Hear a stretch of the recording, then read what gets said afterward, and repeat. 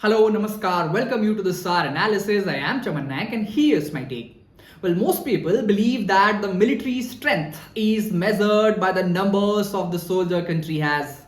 But here's the question, what if I told you that single precision guided bomb costing a few $100,000 can destroy a military asset worth more than $100 million? This is exactly why the modern wars are no longer owned by the biggest armies, they are owned by the smartest technologies. And that's precisely why India's latest defense acquisition could become one of the most consensual strategic decisions in Asia this year.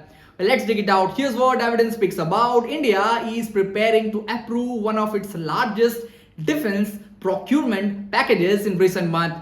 Nearly 1 lakh crore or around 12 million US dollars.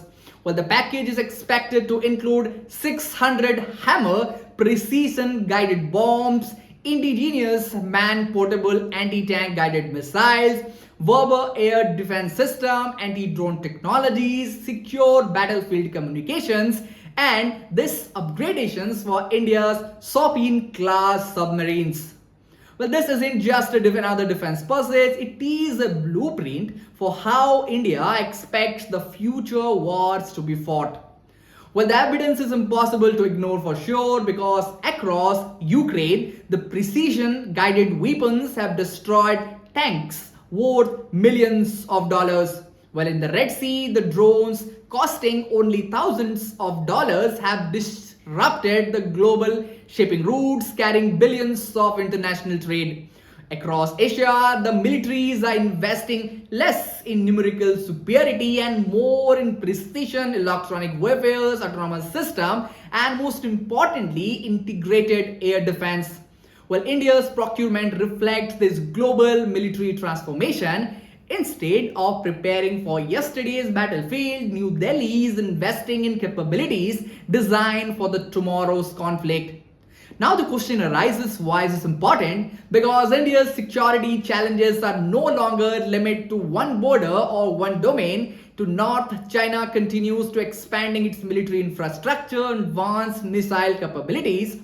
To west, Pakistan is modernizing its drone and missile inventory. Meanwhile, the Indian Ocean has become one of the most strategically important waterways connecting global energy markets and manufacturing and international trade. Well, India's response to becoming increasingly multidimensional because Air Force gains greater standoff strike capabilities, Army improves the anti-armor and short-range air defense system, and the Navy strengthen underwater deterrence through upgraded Scorpene submarines. Equally important is where many of these systems are coming from. And that reflects a larger geopolitical objective.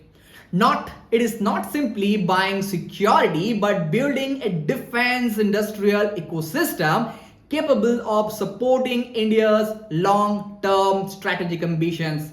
Well, for all this matters because India is no longer positioning itself as one of the largest defense importers. It is steadily emerging as a future defense manufacturing and export power.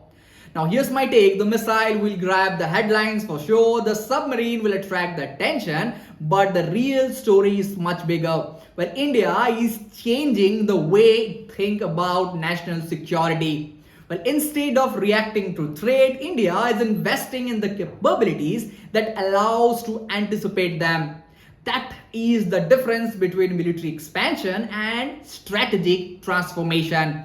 And in Indo-Pacific, where the technology is becoming a decisive factor in geopolitical competition, this shift could influence not only the India's security but a regional balance of power itself.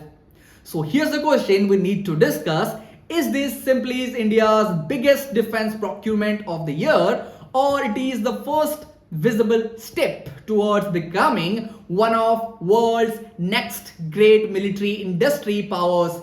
Let me know in the comment section, and that's all from today's analysis. I will be back with another episode. Till then, thank you for watching this.